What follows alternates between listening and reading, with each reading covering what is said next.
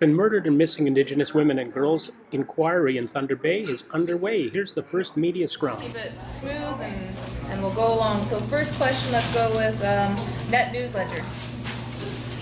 Hi, I'm from seeing that you're being from this area. How does it feel being back at home again? It feels great. I'm from Fort Frances, Ontario, over in Treaty 3. I'm a member of Couchiching First Nation. So I've spent a lot of time here in the Thunder Bay area since I was a young child growing up. I have friends and relatives here, and whenever I come home, it feels great to arrive here in Thunder Bay. Listening to the stories? Listening to the stories, yes. This is why we are here this week, is to listen to the stories from families who have lost loved ones, from survivors, and it's at times very difficult, but it's very important. So I look forward to working closely with the families and everybody here who's here to support the families and survivors and sharing their truth. How many families are registered so far within Thunder Bay? Overall, I believe for this hearing. For this hearing in Thunder Bay, I believe there are approximately 50 families and survivors who are registered, and we expect we'll have some people that will show up and just to perhaps share my statement gatherers as well throughout the week. And is there only 2 days of public hearings, or is it possible that Wednesday could also have some? Well, we're here for 3 full days hearings, and as I understand it, the first 2 days are primarily public.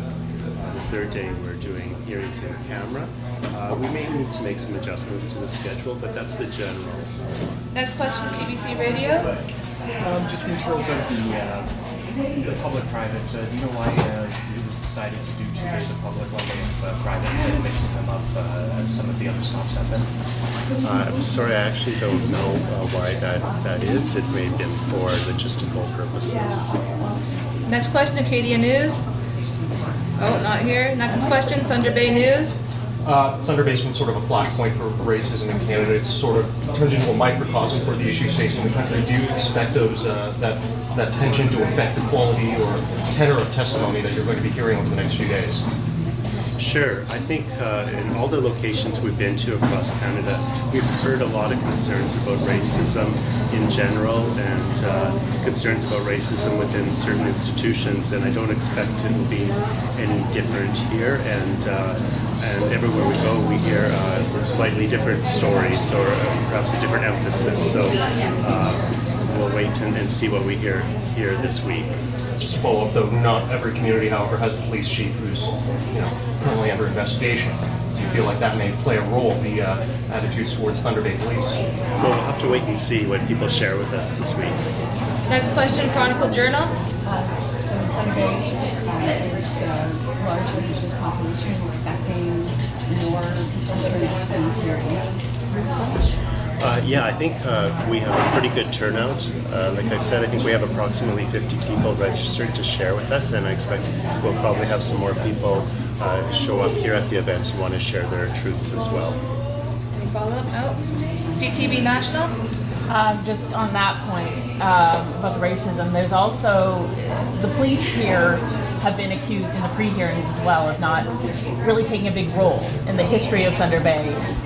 Is it time for the police to start being part of this inquiry and either, I know there's some here, but maybe testifying or being asked these questions that so many families have? So after we're finished with the community hearings, we're going to be moving into the institutional phase where we expect that we will have police forces involved in the hearings. So I've already been approached by members of police services who said they're looking forward to participating in our process. So that will come in due course. I do have a follow-up. The AFN is going to be put a question to them this week about extending the inquiry. What do you think about that? Well, we are going to make a request to extend the inquiry. So if there are organizations that are supporting that request, that's... Is it necessary though? I think it's important that we have an extension to be able to do this work well. I think we can complete what we're asked to complete within the mandate, but to actually do this in a good way, I think that we definitely need more time. Next question, APTN Investigates. What are the aftercare plans for the Met Police?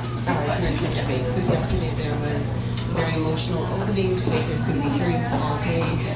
Organizations, third party, have been on the ground to try to provide programming. What is the inquiry providing for actual concrete aftercare? So, as I understand it, our healthcare team meets with people who participate in the inquiry afterwards and sits down and has a discussion with them about their aftercare needs.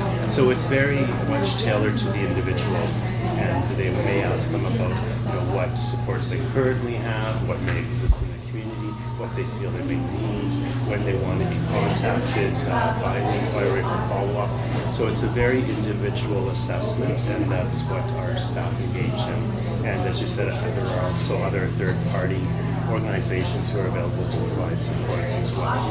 And what support are you providing as the inquiry to those third-party organizations who are stepping in? I'm not aware of those details. That would be final question. Thank you so much, everybody. Thank you. Thank you.